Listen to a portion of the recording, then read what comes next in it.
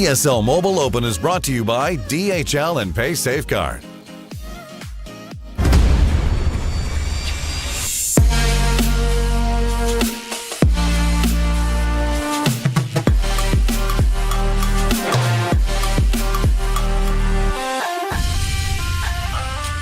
Hello and welcome to the ESL Mobile Open Weekly Recap. Ladder 2 begins this week, and once again we're bringing you all the highlights from Europe, Middle East and North Africa. My name is Banks and I'm your host, and joining me on the desk we have D-Man. Yeah, welcome back once again into Ladder 2. Ladder 1 out the way. We've got play-in teams that have been happening throughout. So Brawl Stars and Clash of Clans got those play-in set for big prize money, but there's still more places, and that's what Ladder 2 is all about. Well, the best way to look at this week is a fresh start for our competitors as Ladder 2 kicks off. The rankings are reset and it's time for each team to reassess their strategies and to get into the top 9 once again. Now, while we're resetting, let's re-jog our memories of the ESL Mobile Open and check out this format video. Welcome to ESL Mobile, the home of mobile esports. ESL Mobile is a global program designed to give you an opportunity to compete in your favorite mobile games, featuring multiple game titles taking place in 3 regions and offering 2 levels of competition. There's something here for everyone. ESL Mobile Open is the gateway to competitive play, free to join and open to any resident of our supported regions. This is the best way for you to enjoy the thrill of victory and take your shot at winning cash prizes. Each season of Mobile Open will consist of 2 ladders, and the top competitors from each will qualify for the Mobile Open play-ins. ESL Mobile Challenge is your path to glory. If you are a top competitor in the Mobile Open play-ins, you will earn a spot in the Mobile Challenge season. The top team from each ladder will skip the play-ins and qualify directly for the Mobile Challenge season. This is where you'll have the chance to compete against the best players in your region. At the end of each season, top Mobile Challenge players will compete in the Mobile Challenge Finals to determine a winner and be crowned their region's champion. ESL Mobile is for everyone. This is your opportunity to join a diverse and growing community of players across the world and see just how far you can go.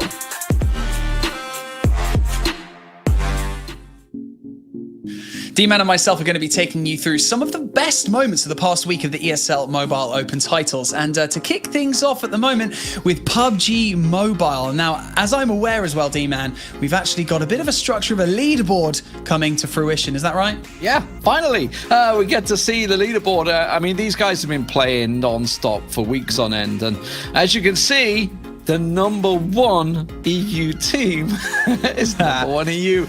Yeah, I mean, a massive lead for them, no doubt about it. It was like 56 points, if my maths are kind of correct, I believe. But yeah, brilliant stuff on these guys. I mean, bearing in mind these teams have played, I think it's around about 16 cups so far, which is, you know, multiply that by 5. That's the amount of games they've all had to play. So obviously really running through the grinder effectively. And it always amazes me with PUBG Mobile just how close points-wise it can be after that amount of time. You know, it really balances itself out.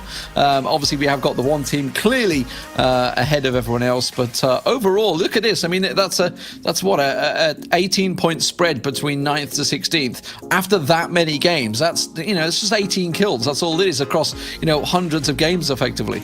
Yeah, the point spread can be quite large though as well, as we've already kind of discussed that, you know, in one match, if you've got a high kill game, you can rack up about 30 points or so. So it's still everything to play for. Even though we've had 16 cups, there's still plenty of weeks to come. And we've had thousands of teams entering the PUBG Mobile ladder, providing fantastic opportunity for teams to, you know, make a good impression and rise the ranks and get noticed.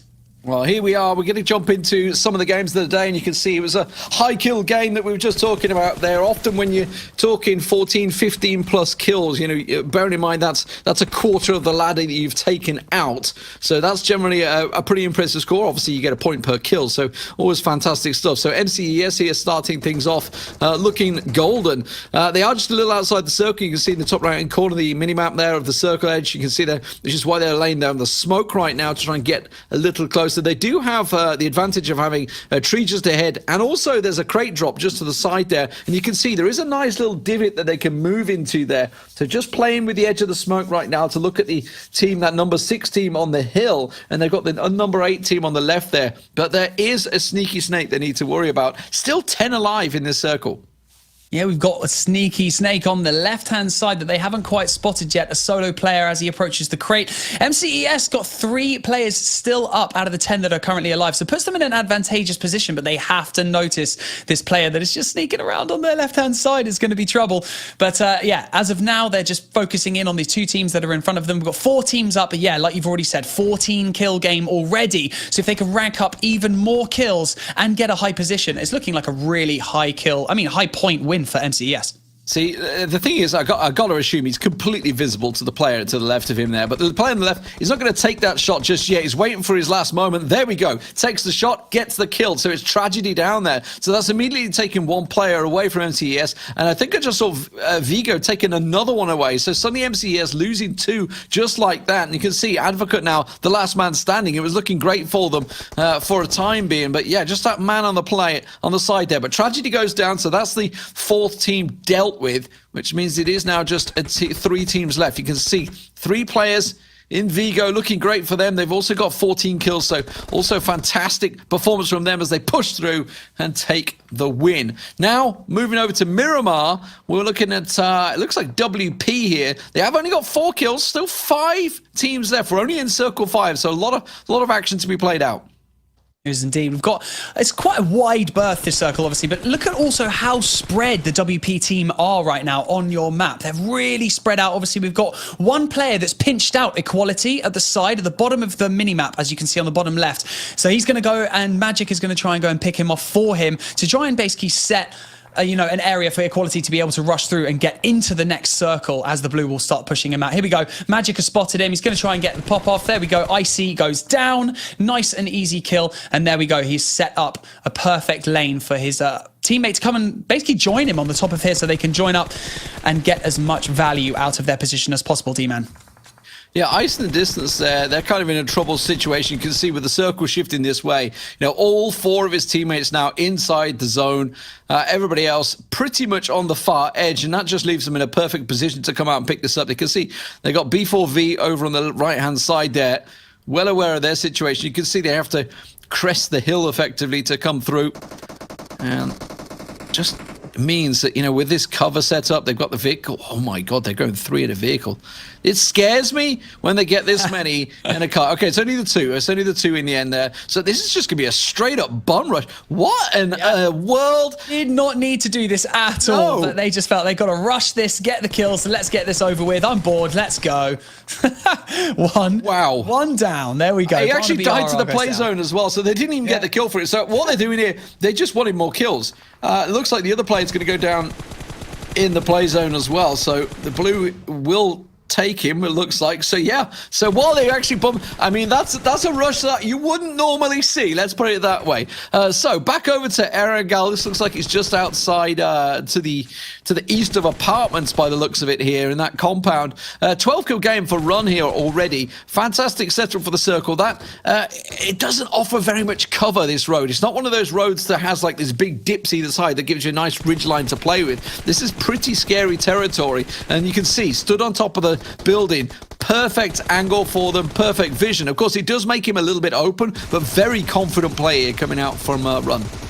I was going to say, it does open him up to plenty of visuals from the opponents as well. However, it does give him good line of sight on where everyone is. So he's basically gathering information for his teammates, but Running Man is going to go. They don't need to push too hard. Like you've already said, their positioning right now is actually really good. They don't need to make any aggressive plays. They can sit back and see how things unfold, because ultimately you want those position points. You want to get that first spot and claim those 15 extra points. So why not just get inside like he has, chill out. He's got the sniper at him as well. I think, did I just see a sniper, D-Man? Hop back on the roof as well. He wants more of this, so feeling confident. See, the bonus is, because all he's got 4 teams alive, he can be this confident, because if he gets knocked, he's generally just going to drop off and his teammate can revive him, and that's what just happened a moment ago. I think we just saw Misery get knocked a moment ago, and that's why he's putting the damage down. But he's not really getting the kills right now. It looks like the opposition around the side. Yeah, I mean, he's got pure open field there on Elsa. Elsa could do nothing about that. And this is just the problem with this. You can see there's just so little cover. The guy on the right going down to the play zone, so the play zone will finish him off. And now it's just a straight up fight. 4v3, the opposition team just checking where they are. But the circle has shifted. You can see it's pulled away from this compound. Now, they need to be adapting. They need to get someone moving towards that circle, or they do exactly like Running Man here is and just pick them off as they try to move for the circle themselves. Yeah, exactly. You both are going to have to move for this inner circle. However, if you can hold your position, if you have a more advantageous position up top, which we thought he did, but he's decided to jump off, move this bike out of the way so he can jump in the car, sitting on a flaming bike. Okay, that's going to be toasty. And smoking Dacia as well. I'm not convinced. Not convinced by this, but I guess they feel they've had the cover down. Oh, wow, okay. So they got one guy lying down the cover fire, the Overwatch effectively, and three of them going to go for the push here.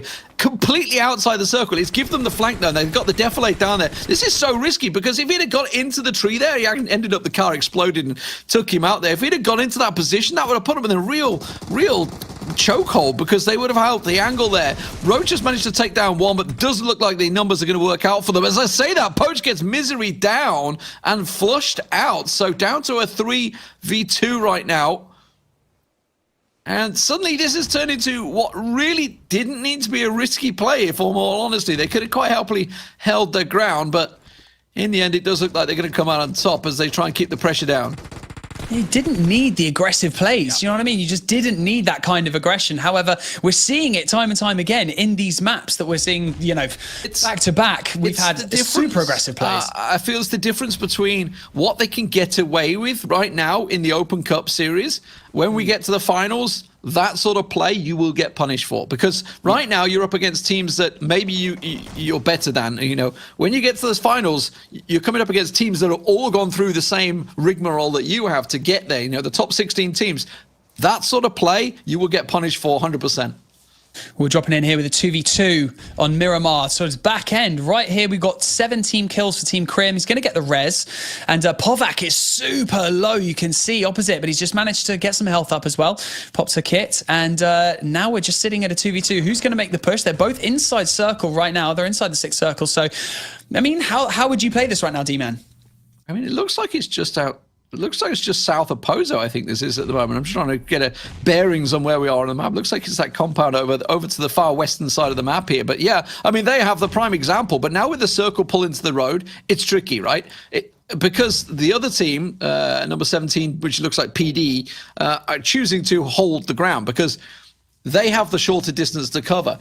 For these guys, I would be flanking left. Like there's compounds to the left. They could easily get a smoke down. I assume they may have a smoke left. I don't really know what they've got left in their kit there. We can obviously only see the meds and stuff, which actually, speaking of meds, he's got 4 bandages. He's got no first aids. So actually not in a great situation here, Krim. So that's why they're looking for it. You can see they're laying down a lot of smokes, but I would have covered them to the left here. Look, you can flank down to the left here, use that defilade, get down to the compounds, get ahead of them into the circle, but instead it looks like they're going for the straight flank and go for the fight here. DeVito wants to get involved.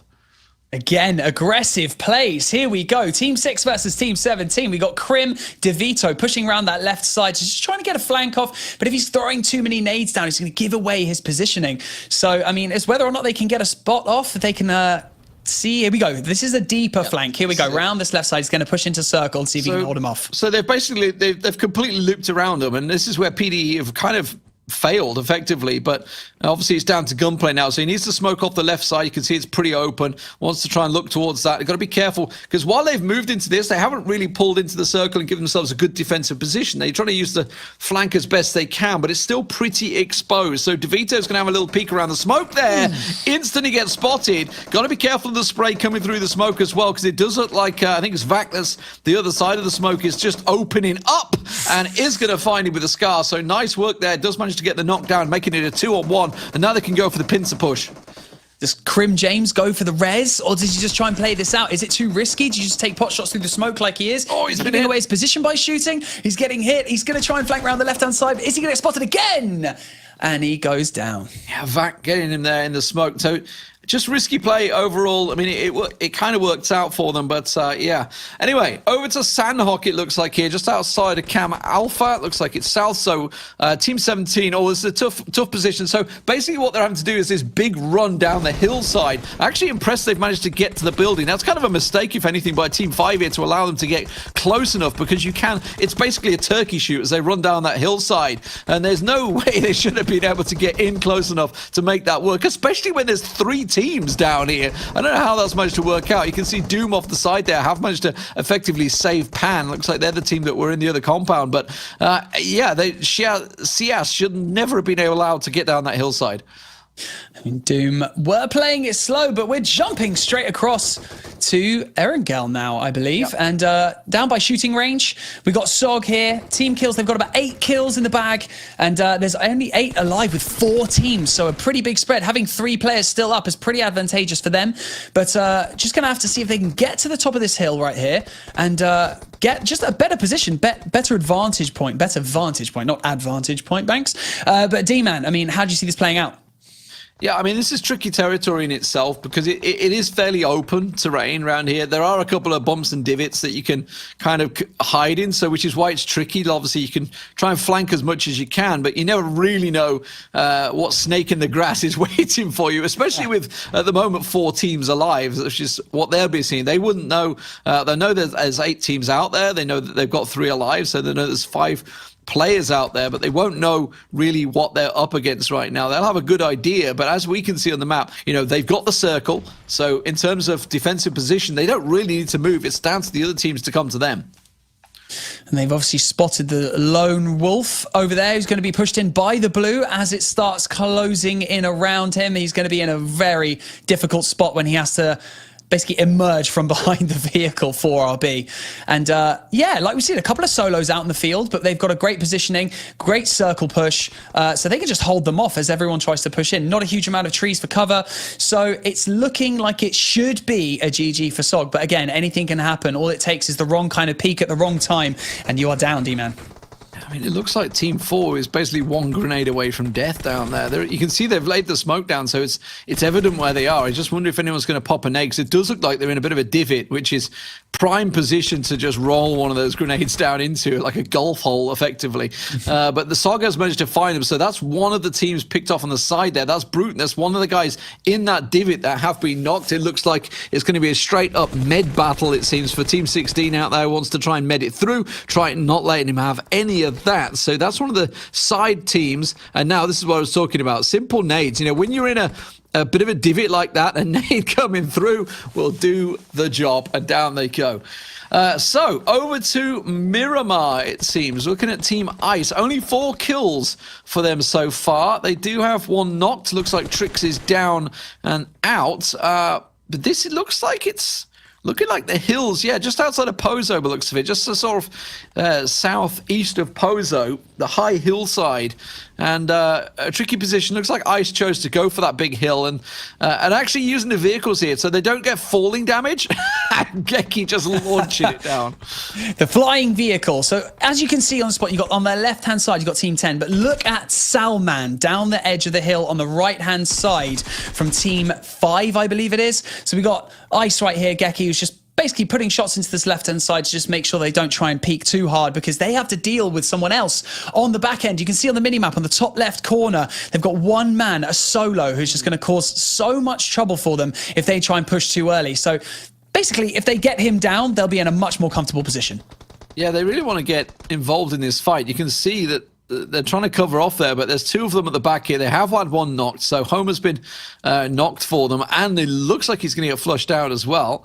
It doesn't have a great deal of hit points left, which is why they're trying to sort of cover off. They can't get involved in this fight. They want to go aggressive. They want to flank around. That's what it looks like EUR is going to go for it. So maybe just sort of thinking, okay, let's just leave Homer, who's back at his feet here, Flex, to try and deal with that. As they say, that Salmon will take him down and will finish him off as well. So now they have to deal with this challenge from behind. They can't get involved. I think there's 3 players in front of them, 1 behind, and that 1 in the back is one you just cannot forget about it, because he will punish you. It is a difficult position to be in when you just needed to quickly get rid of a solo just chilling out on the right-hand side and waiting. And now you're having to focus all your energy and ensuring that he goes down before you make a push for the final team.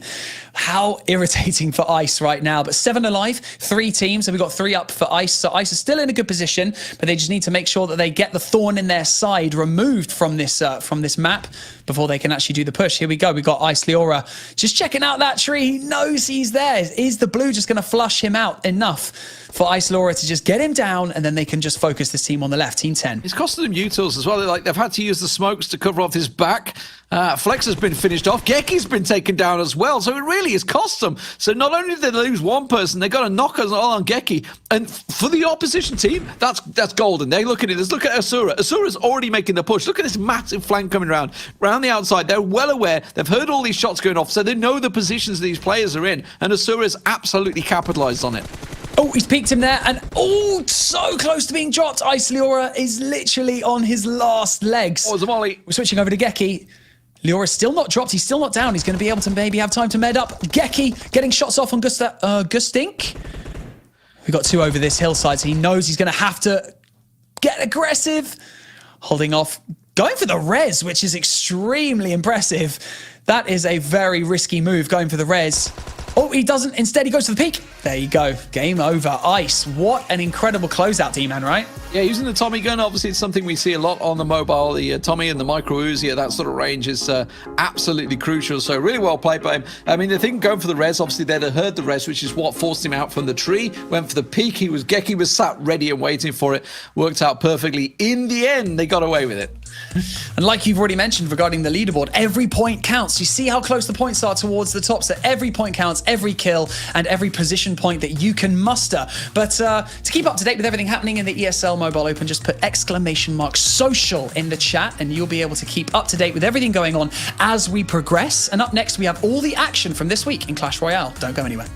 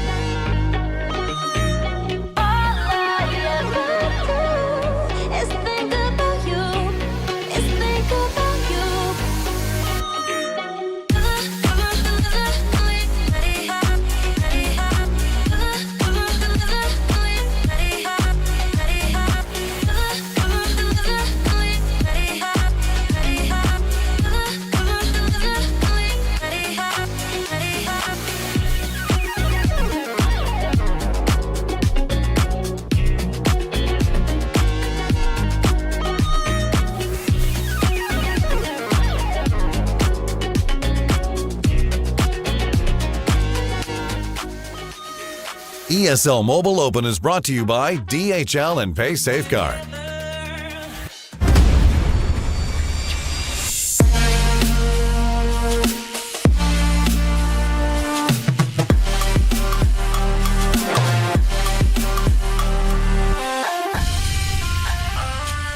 Clash Royale has seen some dominant performances so far from Ladder 1, but also something I wanted to touch base on with you, D-Man, is favored troop, because from what I've seen so far, you know, the card that's always been used in, you know, 90% of the wars that we've seen has been the elite barbarians, just so OP in defense and attack. What about yourself? I'm a bit of an old school. You don't see it very often these days, but the good old Hog Rider. I knew you were going to say It's just the Hog Riders. It's like everything what's not to like about it, right? It's just a card you love. Well, we're going to have some familiar faces that you'll see sitting atop of the leaderboard in Clash Royale after week 1. However, one of the more dominant names from Ladder 1 is off to a rockier start, D-Man. Can you guess which one? Yeah, Game Freak TV. You know, he didn't lose a game, did he? I don't think in Ladder 1. So definitely finding it a lot tougher. Once you're in that, you know, that effectively #1 position, you can just play a couple of games here and there to keep your elo high. Like Lucas is in a prime position right now. But yeah, Game Freak TV dropping games. And actually, I think he's played almost as many games in week 1 of Ladder 2 than he did in the entirety of Ladder 1. I think he went 16-0, didn't he? Yeah. I mean, a really impressive performance so far. I mean, we have Inoraj as well, who's almost getting into that top 10, and we've got Destroyer, who, let's be honest, okay, honourable mention to Destroyer, who's sitting in 12th. Quality over quantity is going this time round for Ladder 2, because before, I mean, he was pushing 150-something wars that he did, and now, I mean, he's sitting a bit more comfortable. He's in the teens right now, just getting the feelers out to see how impressive he can be. But, you know, we're going to jump into first versus second in our current standings on the leaderboard. We've got Lucas GSM going up against Shadow, and these wars are pretty tight, but also pretty impressive, to say the least. So, D-Man, what do you reckon? Yeah, this is very much a game of Shadow being the aggressor, it seems, and Lucas on the defensive. Throughout this is generally what we'll see. I mean, you can immediately see Lucas just sort of sending out a small unit just to sort of bait it out effectively. And Shadow living up to his name, actually, using the 2 ghosties. So making sure he can keep out there. The hook is something you want to keep your eye on throughout this. Obviously, it works out so well for Lucas in defense. It seems to be his primary defensive setup as well. But already you can see 500 damage going down to Lucas's tower, and that's kind of the story of the game, effectively. You know, we keep seeing Shadow using these big aggressive units. The P.E.K.K.A, obviously big elo to use in the opening sort of few minutes, because obviously you're risking effectively being caught out by maybe some sort of sneak attack on the left, because you've just thrown down so much elo to try and cover this out. Some elixir, I should say, some elo. I've got elo in my head from the ladder. But this is what I was talking about, pulling that P.E.K.K.A out. But look at the damage he's already got down. He's down to 932 banks. Yeah, just one swing of the P.E.K.K.A sword, and there you go, down to 932, but also chipping away at each tower. As you can see, the Royal Ghost being used on the left side, who is invisible until he starts to attack you. So really impressive troop to use. But also, if you look on the right-hand side, she's being met by the Elite Barbarians right now, but the Bandit is really useful. We talk about the Miner being one of those troops that you can let loose and will just chip away because he'll dig underneath the map. Now, the Bandit is almost similar in the sense where she will dive forward and have a surge of energy and deal out a huge blow. So you're almost guaranteed, unless met by a defensive troop, to get some damage dealt on one of the towers of your opponents. But yeah, like you said, using the P.E.K.K.A as the tank, and then using the Royal Ghost and the Bandit as backup. So, I mean, if it ain't broke, don't fix it. His tactic seems to be working so far, right, D-Man? I mean, so he obviously threw down to go defensive with the P.E.K.K.A, and he didn't know it pulled away the right side attack, because that was just coming through unseen, but almost worked out for him. Bandit will get taken down. Quick fireball comes through there, but as you can see, barely any damage on Shadow right now. With still 40 seconds to go here, sure, we're going to be hitting overtime, and it does look like it will go that way. But at the moment, it is still continually all Shadow. Shadow on the attack, and Lucas just being defensive. Yes, if basically Shadow is looking for an opening to get the battle ram through, using the poison as well. Great use of the you know, the spells. There we go. I was looking for the word spell. Perfect use of the spells, because we see that chipping away at that little amount of damage is so useful towards the end of game. So yeah, using the archer right there. And yeah, just being slowed down a little bit before we get into overtime. But yes, the Bandit, as you saw right there, the Bandit and the Royal Ghost being a great combination to use. But the Fisherman in defense is so useful as well. So finally we start to see the build-up from Lucas here. This is where he's trying to set his attack up. You can see the fishermen working well. They've got a couple of barbs going in there. So he's finally going to get some damage down. We'll see, of course, what Shadow can do with this. Now we have, obviously, the double elixir running. It's going to work out well for him. Once again, the fishermen just keeping that tower alive. And finally, the Royal Giant comes out from Lucas. This is the attack that he's really building towards. Gets a couple of those barbs out on the left side, which get pulled across. I don't think that was his plan to start with there. He wanted to get some damage sneakily down the left-hand side, but that P.E.K.K.A. is still causing so many problems. That battle ram was absolutely well positioned because it dragged over the elite barbs and the P.E.K.K.A. could just get rid of them. And so now the P.E.K.K.A. sneak attack now manages to push forward so he can get as much damage on this right side as he can. But watch this battle ram on the left. Is it going to get through? This met by the E-Wiz, but if he can get through, no, not quite. The barbs are going to basically get taken out by the fisherman and the electric wizard. See, look, he's still trying to get this battle ram through. Eventually, I think you'll see he does get a shot off, but again, the Royal Giant on the right-hand side, which Lucas can finally use. But now Lucas has got a problem. Which way does he defend? 45 seconds remain. He's got to get some damage down. You can see 700 on the right-hand side turret. It's a battle ram on the left. He's got to be careful. I'm going to say on the left, he's dealing with the P.E.K.K.A. on the right, but on the left-hand side, you see the barb sneak through, and that will be the crown that they were looking for. The entirety of that game, Shadow was putting pressure on the right side turret of Lucas, so he was in this defensive mindset and almost just neglected that left side for a period there. The fisherman was obviously hooking away, kept pulling the P.E.K.K.A. on and just didn't look to the left-hand side. But then, obviously, as is always the case in the ladder play, you want that rematch. You want to get yourself back in there, that revenge game. Indeed, Shadow versus Lucas GSM once again. This was Wednesday's map as well, so we've got to see what they bring to the table. Again, Shadow with the Bandit, absolutely loves that card, and also bringing in the Mother Witch. Oh, met by a fireball. Ouch. Okay. And the emotes coming out from Shadow this time around. Okay, so Shadow obviously, down on the south side this time, being in a different position. We'll see how it works out for him. Immediately, that good old fisherman's hook that we've seen from Lucas throughout the previous game. And there have been adjustments in the cards set up for this one. Obviously, the Goblin Hut is one of my favorites, actually, because you can get quite good value out of it quite often if those goblins just go unchecked effectively. But you can see just being dealt with pretty quickly here by the fisherman.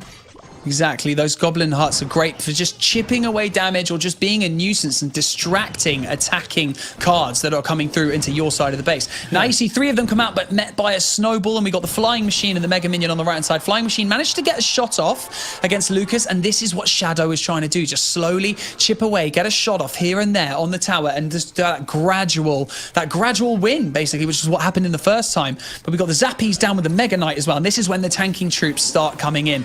They start coming into play, dropped a poison down as well from Shadow to just ensure that he gets the opposing Mega Knight down and maybe even get a shot off at that right side tower.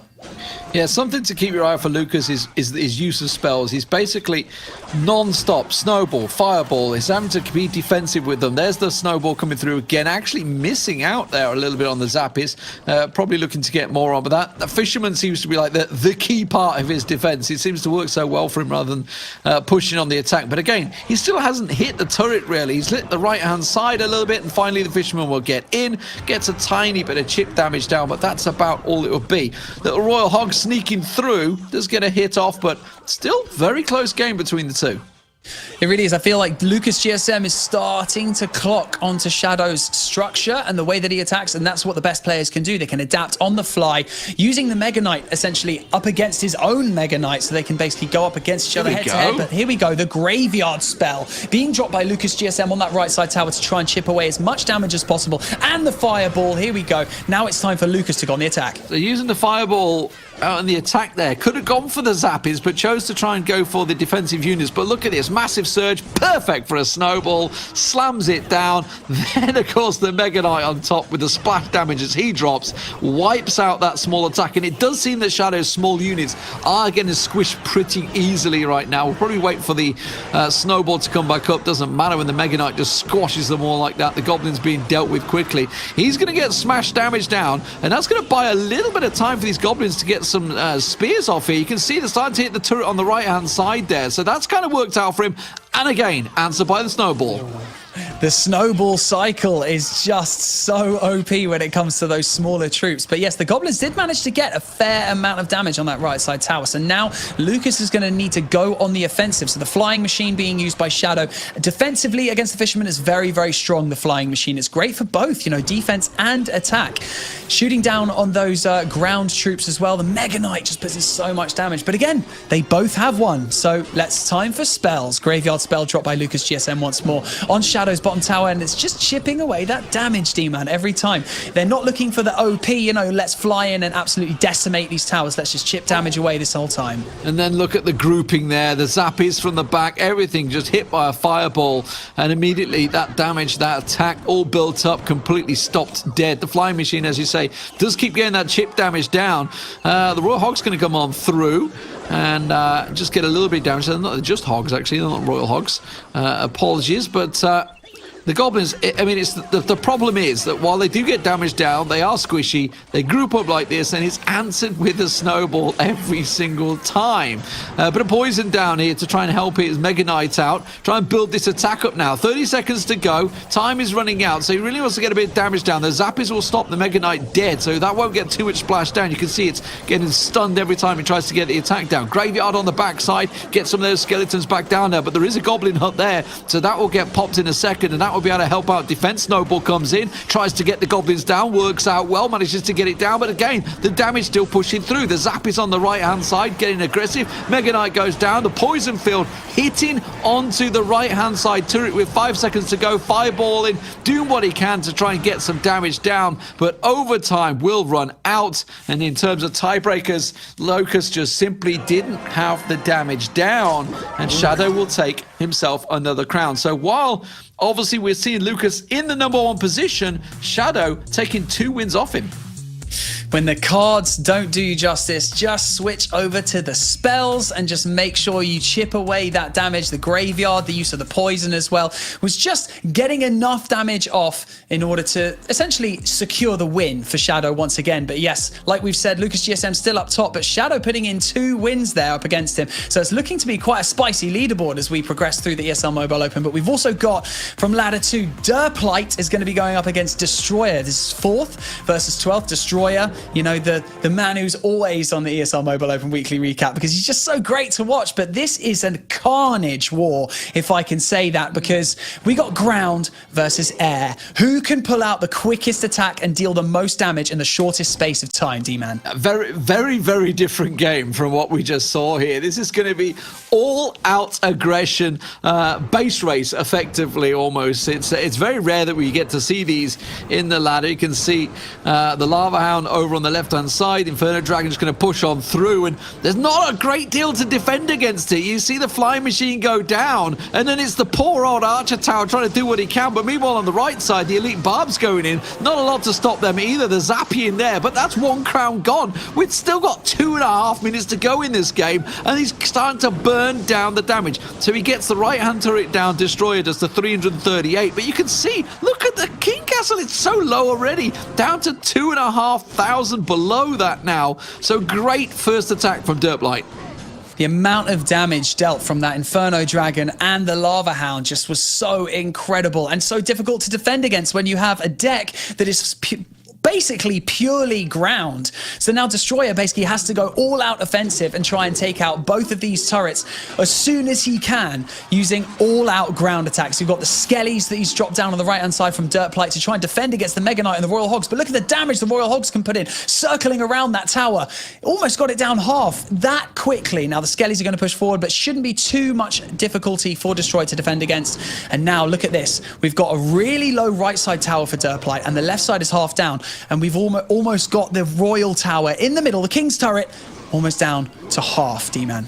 Getting the Zappies out to be as defensive as they can. They get that left turret down. It's interesting he goes for it now. You can see, obviously, with 330 hit points on the right, puts him in a pretty commanding position right now, Destroy. Just needs to get a little damage, a little bit of push on that right-hand side. But he's got to respect this push once again. We saw how much damage it did in the first sort of set leg, effectively, the first minute, the first 30 seconds of this game, if you want. The Lava Hound going down, the Inferno Drake doing a lot of damage. You can see it's just getting chipped away at 750. The Miner out the back there, getting the damage down. And this is going to surely be a triple crown. Will finally go down. Now he has to deal with the Lava Hound. In comes the Fireball, 100 hit points left. The Lava Hound doesn't care. He comes in, and it's a triple crown for Derplight. A very unusual game that we don't often get to see the replays of here. Generally, we get one crown most in overtime, but yeah, a triple crown, you love to see it. 242 damage left on Derplight's right side tower. You would think the Destroyer just needed to find some sort of spell or something just to drop on it and get that additional damage, and then he'd have taken the crown. But you know what? An incredible display from Derplight, and what an amazing speedy war. So don't forget, you can also sign up and join the ESL Mobile Open. Just simply put !sign up in the chat, follow the instructions, and you could be on the way to earning mega prize pools and all the glory. Now, the Brawl Stars ladder has had a slight slate wiped clean, so let's take a look after the break.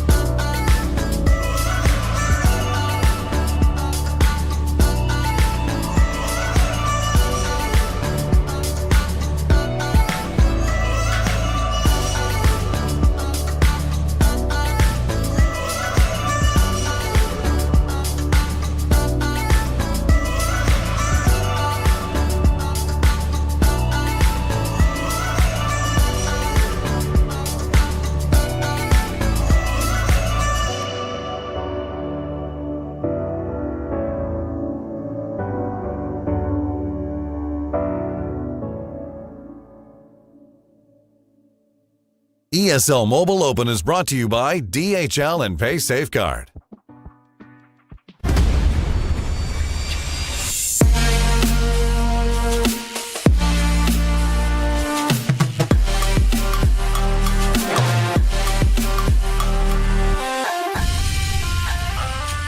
Hard reset for Ladder 2 in Brawl Stars, and congratulations are obviously in order for Free Agents, SK Gaming and AC Milan Clash for qualifying for the Challenge Series. But what a story for SK Gaming, D-Man, right? Just managing to slip in last minute into the play-ins, and what happened? Yeah, I mean, they're a team that I feel that only just did the bare minimum in the ladder to make sure they made it through. And bearing in mind, you know, the final week of Brawl Stars was very lively on the ladder. A lot lot of games were being played throughout. Obviously, teams dropping in and out of the ladder. But yeah, they came in and they dominated. You know, once it gets the tournament format, they know what they can do. They knew how to take it. They've done the exact same in the May monthly finals for Brawl Stars and the championships. They come into the play-ins, absolutely sweep the way through.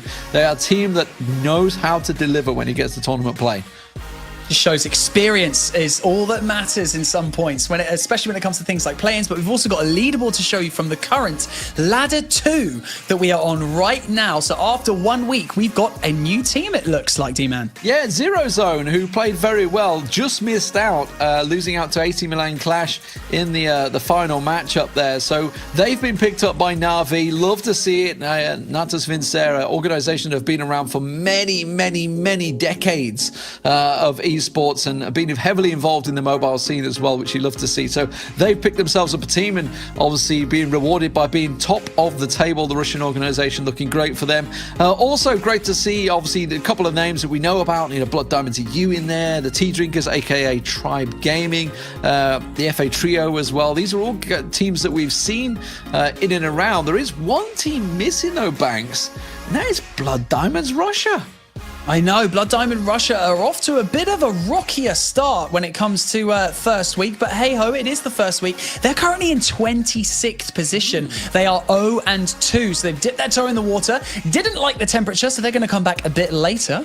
And like you've already mentioned, Tea Drinkers, who are also Tribe Gaming, in 5th right now, they're 8-0 currently, undefeated. So it's just basically they're in 5th because other teams have played more matches than them and accumulated more points. So still plenty of time and plenty of room for error for the leaderboard to adjust in the coming weeks as we approach the end of the ladder 2, because it's only week 1 so far. So coming out the gates hot is really good. However, staying up there is the challenge when it comes to Brawl Stars. And our first matchup is going to be between 5th place and 13th place. We have Tea Drinkers, aka Tribe, against Craze Clan, D-Man, and it's going to be Brawl Ball. Yeah, so obviously Tea Drinkers, we saw them performing very well as Tribe Gaming throughout. They were a little unlucky with some of the matches they have, but they are a fantastic team, there's no doubt about it. Spen just running it straight through the middle, being very aggressive as you would expect there for Tribe there, and obviously trying to use their dominance effectively to try and bully out the opposition. But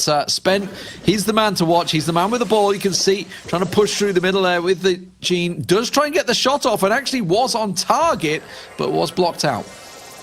I mean, the aggression just going to show, like splitting, the really confident teams from the teams that are maybe a little bit more wary coming into this. I mean, look how confident Tribe are.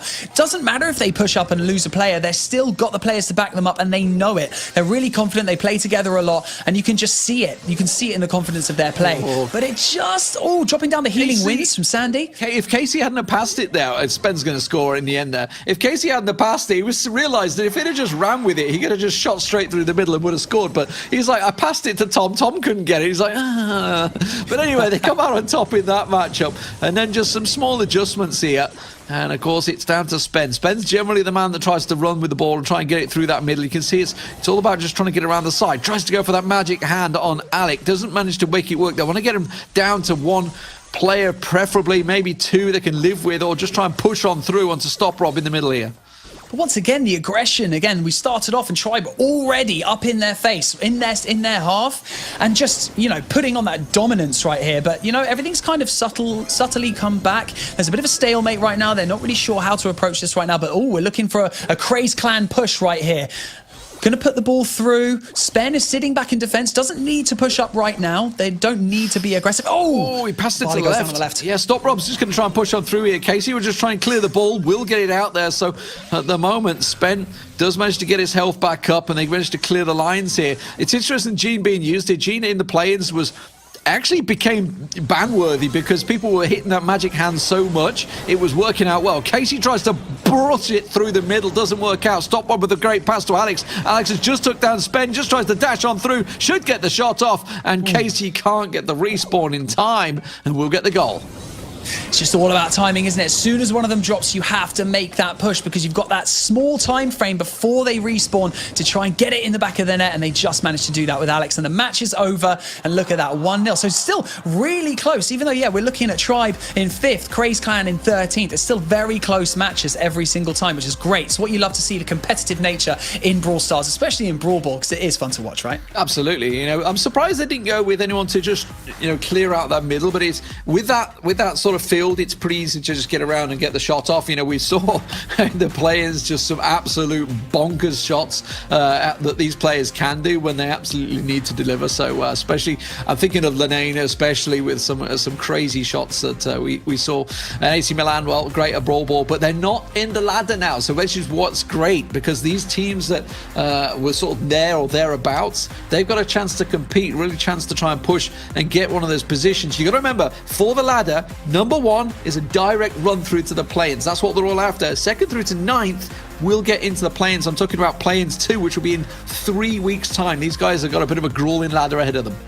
They do indeed, and actually our next Brawl Ball that we're going to be watching is Natus Vincere, Na'Vi versus Torah White. So 1st versus 12th, the team that we've been talking about and the team that is worthy of mention because Zero Zone got picked up by them, so it's really interesting to see why they picked them up. So guess we're about to see why. Well, BBG on Crow trying to go for it, doesn't manage to work out for him, so MMA have to bash away from that one. Adita on the Mortis, managing to come on through and clear them out. BBG tried to get the pass again, MMA here. BBG wants the ball. MMA is just like, you know what? I'll just run it myself because I've tried to pass it to you 3 times and you've missed every time. So Na'Vi's starting off strong. But as you can see, that was the equalizer as well. Na'Vi obviously top of the table, but up against it here against Torah White.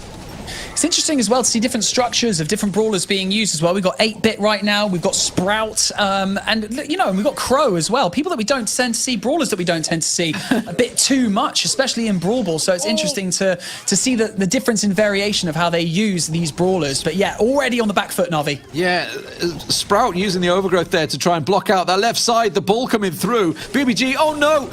Mortis just sat there ready and waiting. Look at that, Sprout using it, blocking out with the overgrowth there. Adita does get picked off now, and now they can wake away. So just holding on to that super to basically be a full defensive line. Really nice work from Sprout there. Now BBG trying to use the speed that he has from Crow, try and pick it off. Now we go into overtime. Everything falls away, and this is where Sprout really could come into his own to try and be that defensive player. But you can see Mortis just jumping straight onto BBG. BBG goes down. MMA looking to try and get the ball clear as they try and push on through. Jason gets the respawn back out there. Scream just looking like he may well go down, but this ball is looking great right now as Na'Vi push forward. 40 seconds still on the clock.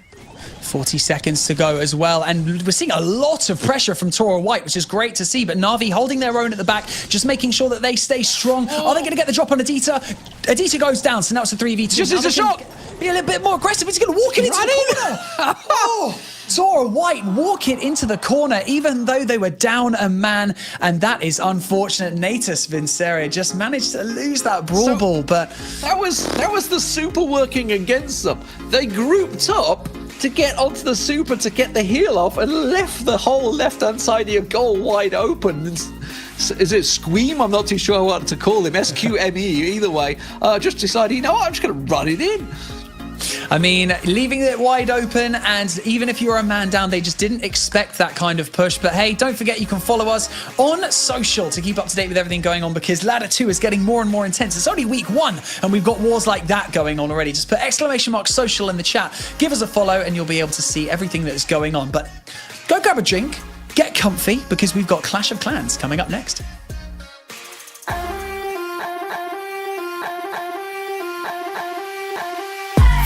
See the stage, hear the vibe. Pumped up to get ready for the fight. Big dreams, one chance, be the star. I'm the winner coming out of the dark. No fear, getting ready for the ride. Yeah, stepping into the light. No limit, aim high. No limit, the price is mine. Step out as a motivator. Let them know that the weight's up. That's how we know when we level up. Ay, that's how we know when we level up. Level up. All we know about is level up. Are we ready not to level up? You know we fall and we get up. Level up. All we know about is level up.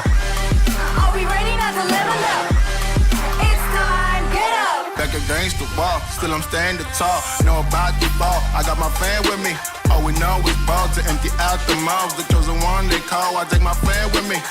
Know about it if you tell. Know you're breaking codes. What your credibility and all fall like dominoes. Can you really take a stance? All I wanna know. Need me real ones when it's time to go. Stepping in, elevator. This is to all the haters. That's all we know when we level up. Yeah, that's all we know when we level up. Level up. All we know about is level up. Are we ready not to level up? You know we fall and we get up. Level up. All we know about is level up. Are we ready not to level up? It's time, get up. I found out I'm not alone, 'cause I'm just like you. There's no failing when we fight. We're not afraid to level up. All we know about is level up. Are we ready not to level up? You know we fall and we get up. Level up. All we know about is level up. Are we ready not to level up? It's time, get up.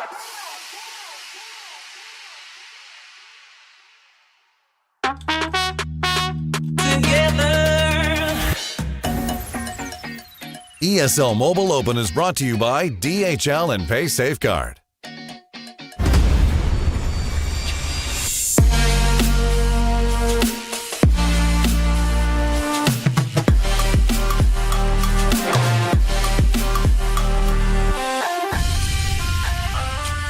It's time for Clash of Clans, and after some OP performances in the play-ins, there are some obvious honourable mentions. And congratulations to Alternate Attacks Tribe Gaming and, of course, MCES for qualifying for the Challenge Series. But Ladder 2 has begun, so let's check out the leaderboard, D-Man. Yes, obviously with those guys out the way, it will open the way. Badzinga, a team that just missed out, currently at the top of the table in terms of ELO rankings, has just missed out. Honestly, we could talk about a number of these teams that just missed out. Silent Snipers were in the play-ins, looked very good throughout the play-ins. Certainly a team that will be there or thereabouts challenging for that number one spot. One Hive, that's another team that were doing so well throughout the ladder. But as we got into week 4, they just dropped out of that top 9 position. That's where you need to be by the end of this in week 4 of ladder 2. It gets quite tactical, doesn't it, towards the end? You know, after week 4, everyone's kind of methodically choosing, shall we attack? You know, we run the risk of losing points, but also do we need the extra points to stay in the top 9? I mean, that's the difficulty. But we've also got Nolex and Carnage Gaming and Inquisition in the top 16, as well as Benelux and Underdogs as well, who was also another clan that did extremely well. So, I mean, like you've already mentioned, D-Man, there's so many clans that are worth mentioning because they're playing so well. Dark Unicorns have slipped down a little bit, but they haven't played too many wars as of yet. But we will be catching a glimpse of one of their wars a little bit later on in the show. But we're going to kick things off with Silent Snipers, if you've already mentioned, because their first few attacks, which they are 4th right now, and against 6th Titan Esports, and they're going to be battling it out right here for 21 ladder points. First up, we've got Wolf Shares from Silent Snipers, D-Man. Yeah, it's interesting to see how the defensive bases go. Obviously, during the play-ins, we saw the ring base being very, very successful. Somewhat surprised us all the way, but no ring bases today, thankfully. It is going to be a start for Wolf here. Silent Snipers, as we talked about, did very well throughout, got to the winner bracket semi-finals, did really well. There's the Earthquake coming down, so obviously the Town Hall being that focus at the moment as the invisibility working well. And it's going to be the Town Hall down. So this is a Sui Lalo. So basically the initial push will be to just make sure that we get down the Town Hall and any surrounding defensive structures. And then from this left-hand side of your screen, as you can see right now at 7 o'clock, he's going to start dumping down the heroes to ensure that he gets as much value. Basically what we're looking for is that scatter shot that's just started shooting on the king. And then we've also got that eagle up top on this left-hand side at 9 o'clock. Those are the two main structures that Wolf Shares is looking to try and get down before the push with the Lalo, because they could absolutely absolutely decimate a Lalo attack and just destroy balloons. I mean, you got the splash damage from both of them, and look, they're already taken care of, so now he can breathe a sigh of relief so that later on. But look, the king is still up. The king, I don't know if he even expected the king to still be up and continue his push around the outer edge. So that's great value for him. The queen is stuck on a wall right now to push through into the core, but once she goes in, she'll have the royal champ to go up against. Yeah, and now obviously with the heroes doing the lion's share of their work, the queen's stuck on the wall right now, so obviously no jump spells available for her, so she's just going to walk away through. But the king doing some serious work will finally go down to the Expo, will finally be dealt with. So here's the lion's share of the attack. The Lalo coming in with the Grand Warden to come in behind it, try and make out there. So immediately Lava Hound straight into that air defense, will manage to try and get the work down, and instantly comes in the freeze spell to try and look in. Stone Slammer coming down as well, that just got switched out, so in comes the balloons behind that to try and see if they can sweep out through the rest of his base. Perfect use of switching out, adapting on the fly, switching from the blimp to the Stone Slammer, wants to get that extra damage dealt as well, and also great timing on the Grand Warden's Eternal Tome. Manages to ping it just as the Stone Slammer starts taking a little bit too much damage, so gets a lot more value out of it as well, maximizing value from each and every one of his trap in the middle troop space as well. The trap in the middle, tornado as well going off, but it's so many balloons to just overpower right now. Look, stuck in another tornado trap and a black bomb right in the middle. Might take out a fair few of the balloons. There we go, but still enough of them up for cleanup. However, look to the south of your screen. At about 6 o'clock, he's got about 25 seconds left, and there is a gold storage. And the minions currently stuck on the enemy king. It's the king, the enemy king, that just delays them. And you can see the balloons. Yeah, they're going to clear out the north side. That's great.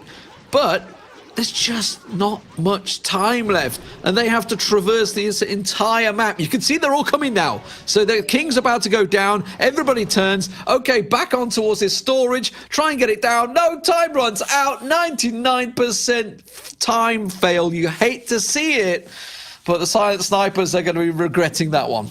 Oh, F's in the chat, everyone. That is just so unfortunate. You hate to see the time fail, but we move on. We go into Rikirez from Silent Snipers, needs a triple to secure the win against Titan Esports. Drops down the Super Wizard Blimp right in between these two multi-target Infernos to ensure that he gets both of them down, using the chain value from the Super Wizards to ensure that if you look down on the bottom of your screen, you can see he has 37 Hog Riders. And what do Hogs hate? Multi-target Infernos. They just cook up those Hogs. So now all he's got to deal with in terms of Inferno Towers, he's got the single on the left-hand side of your screen. Yeah, and that's where he's going to try and focus now. Over at 3 o'clock, the Royal Champion down. Got himself the Baby Dragon, the lassies with him. You can see the Expos and the Cannons doing some serious work there. Lava Hound will just hold up that champion for as long as possible. Also, there's a unit in the north side. Can't quite see what it is, but I can see the Cannons and the Expos going wild on that, so I'm going to assume it's another hero that's maybe up in the north side, judging by the speed and time that's been up there. Freeze spell comes in just to buy time for the Royal Champion to hop on through as we see the Queen Walk now start. It was actually an ice golem, a tactical ice golem that went in and then went down and froze all of those defensive structures to allow the Royal Champion to come in. But use of 2 invisibility spells, not sure if that was really needed, but to ensure the scatter shot gets down, it's good to commit, I mean, as many spells as you can, because the scatter shot would absolutely make mincemeat of the Hogs as well. So Queen Walk Unicorn working out well, and you were talking about the Hogs. Here we go. So from the north, you can see just basically taking out that entire north corridor, which is just built up perfectly now for this south corridor attack. That's where the Hogs want to be coming through, just using a couple here just to clear out a couple of those defensive buildings, and there we go. The lion's share of the attack coming down from 9 o'clock. The Hogs hopping on over, the Grand Warden to follow through.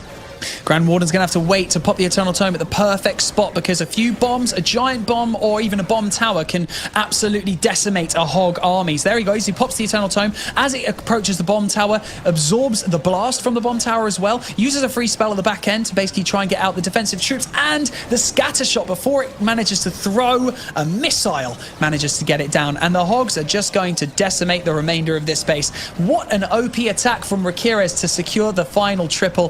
What an incredible performance from him. And look, the Queen is still nice and healthy, and the Grand Warden, maximum health. Yeah, managed to break through that wall as well, just to add insult to injury. The Queen just walking around, soaking it up. All the hogs running riot, and that was how Silent Snipers did get the 3-star for the victory there. So big win from them. Silent Snipers basically leading off where they left off in ladder 1. Certainly did put up a great performance in the playoffs, but overall they didn't make it through. I certainly expect to see them there once again in the play-ins.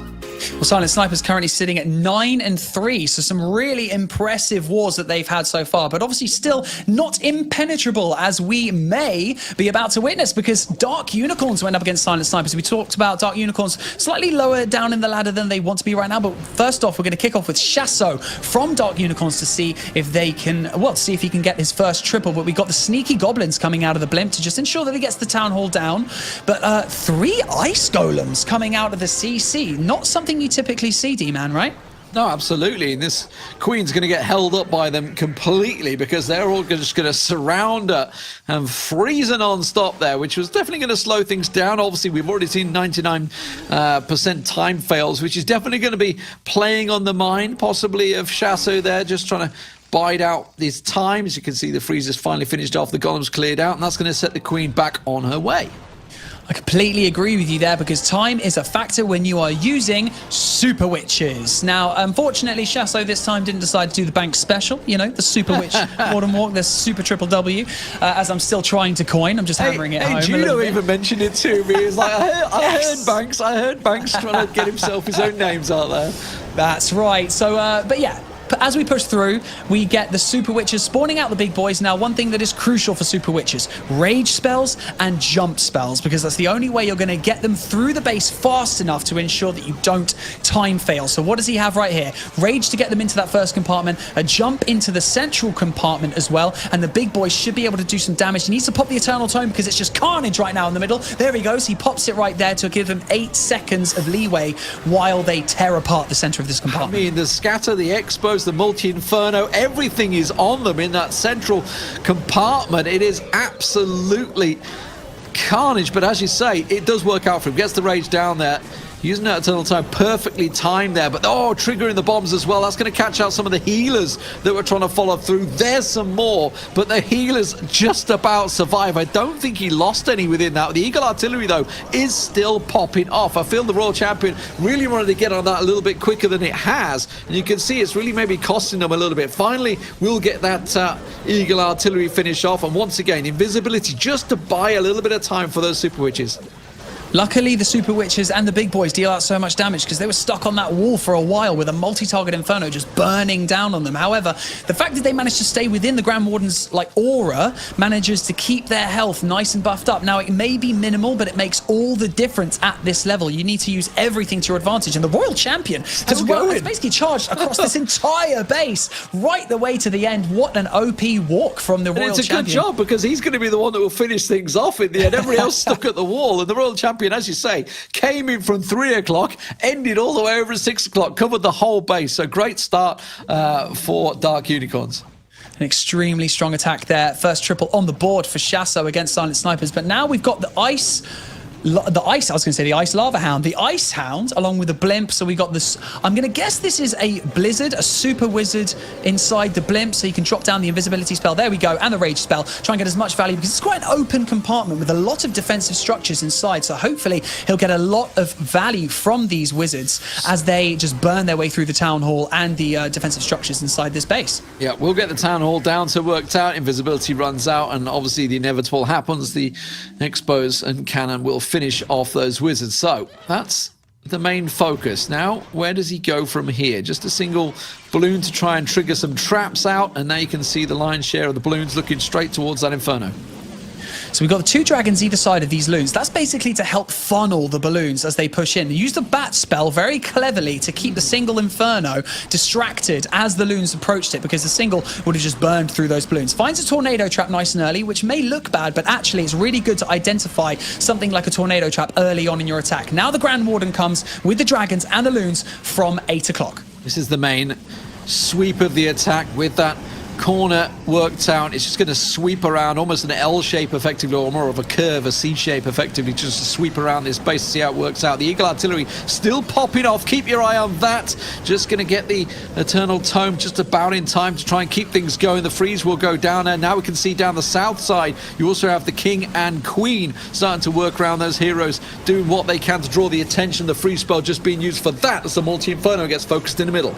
It's funny, the base of this attack, the main meat of this attack, is all these dragons in the center of the base, and it's funny how he's basically using the Queen and the King for cleanup. Yeah. The Queen are rotating, around the outside of the base as the dragons just charge their way through the middle with the Grand Warden, which is working out really nicely. He just needs to get this Eagle down. Here we go. The King is on the Eagle. He should get it down nice and quickly because the Eagle will just rain fire on the dragons. It's very interesting because obviously, you know, ordinarily in an attack, you're generally told go for that Eagle Artillery as quick as you can, and that's obviously why we're seeing all these Teslas set up over on the right hand side, because that's where he was assuming the attack would begin, but actually chose to go the complete opposite, leaving it almost to the last here, and you can see cleanup will happen and a very strong attack from Wilshire's. No 99% time fail this time for him.